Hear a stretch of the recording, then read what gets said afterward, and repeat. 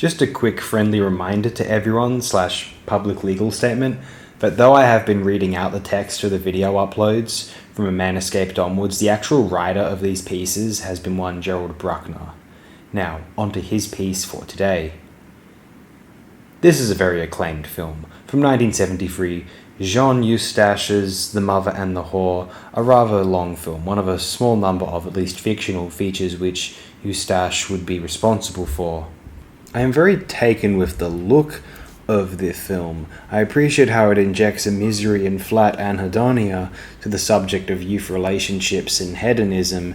It reminds me of how in one of these documentaries on Warhol, one of his girls from the factory era in the late 60s comments on how so much of it was just lying around, smoking, doing nothing, wasting time, not creating, and not even really partying.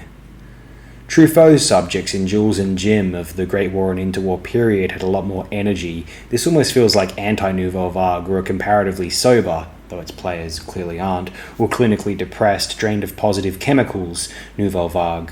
I can imagine some taking issue with the perceived fatuous qualities of its dialogue, of its priorities, although I can't help but find it compelling. Maybe it is nihilistic, maybe it is taking to task its male player in a way Bresson wouldn't even dare for 1959's Pickpocket, not long ago discussed for this program. Maybe it is a Wakamatsu film in an era wherein sex was no longer edgy or revolutionary.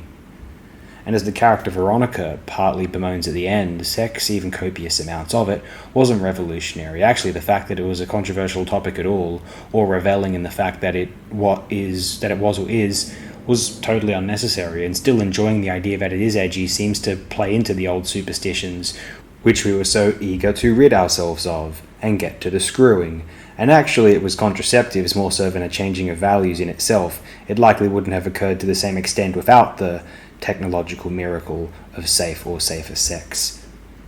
I like the wall it hits, this film, in regards to youth enthusiasm. Political ideals as a washing of the ego, sex as a form of control over someone rather than an emancipatory tool to shatter the chains of patriarchal oppression, independence as the unveiling of your own profound uncreativity, and the highly depressing realization that it feels better to discuss political change, sexual commitment, notions of freedom, and the prospect of getting plastered drunk than it does to actually put in the work, learn more about someone than the fact that they are physically attracted to you, learn how to make a gratifying and self-satisfied use of your time, and of actually drinking.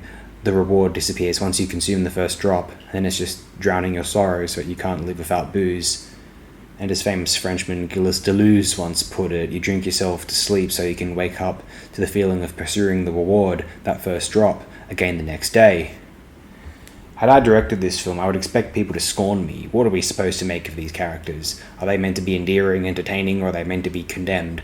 Well, that's sort of how we feel about other people in our 20s a lot of the time, and I like the film for rendering that feeling within the dramatic apparatus of a fictional feature.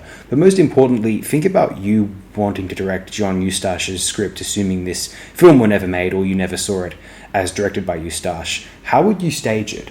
Eustache's particular techno-aesthetic, assertively minimal, always focused on a subject and painting the confines of the screen with the draining pathos of the players who are suffocating the life from the usually lively and active, energetic, cinematic marvel that is France. Eustache's telling of the film, how he executes his material, how he employs Pierre Lhomme as a cinematographer, that is truly why this film is adored, why anyone truly appreciates this material, not for the screenplay in of itself.